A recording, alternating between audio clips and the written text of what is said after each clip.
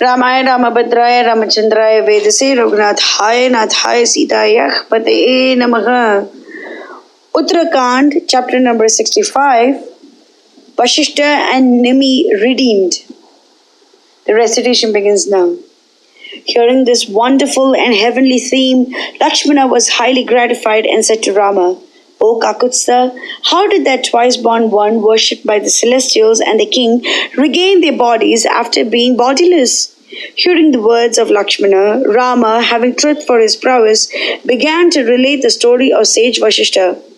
O foremost of Raghus, there sprang up two foremost Brahmin saints from the vital energy discharged by the high-souled Mitra and Varuna into the pot. At first, therefrom, rose up the illustrious Rishi Agastya and saying, I am not thine son, went away leaving Mitra. Before the vital energy of Varuna was thrown into the pot, Mitra discharged his own on Urvashi's account, which was the source of Agastya's birth. Into the pot in which Mitra's energy was discharged, Varuna also put his own, and both energies were mixed up. Thereupon, after some time, from the energies of both Mitra and Varuna sprang up the effulgent Vasistha, the priest of the Ikshvakus. O gentle one, the highly effulgent Ikshvaku appointed that blameless Rishi as a priest of our family as soon as he was born. I have thus described to you the story of Vasistha's birth, possessing a wonderful body. Hear now what befell the king Nimi. And beholding the king Nimi bodiless, the intelligent Rishi initiated him into the rites of sacrifice.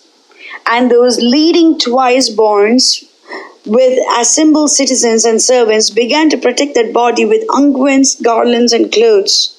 Thereupon, at the end of sacrifice, Bhrigu said, O king, I am propitiated with thee. I shall restore thee to thy senses. Thereupon the celestials, highly pleased, addressed the consciousness of Nimi, saying, O royal saint, do thou accept boons. Where shall we place thy consciousness?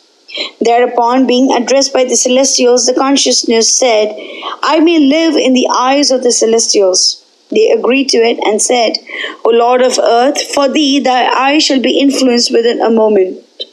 The exhaustion that the eye shall experience on account of thy moving about as the air shall be removed within this moment. Having said this, the celestials repaired to their respective quarters, and the high-souled rishis, having conveyed Nimi's body to the sacrificial ground and dedicated it as an eddy, began to churn it with great energy, accompanied by incantations. They being thus engaged in churning of the eddy for the purpose of having a son of Nimi, there sprang up a son of devout austerities. He was called Miti, for he originated from Manthana. He was called Janma for his having sprung up from the Janan, and the Vaideha from having been born from Videha. In this wise, Janaka, the first king of Videhas, was born. His other name was Mithi, and his family was celebrated as Maithilas. O gentle one, I have thus related unto thee the wondrous births in consequence of the curse of the great ascetic Vasistha and the royal sage Nimi. Mangalam Kushlendraya Mahaniya Gunavte Chakravarti Dhanurjaya Sarvabhaumaya Mangalam.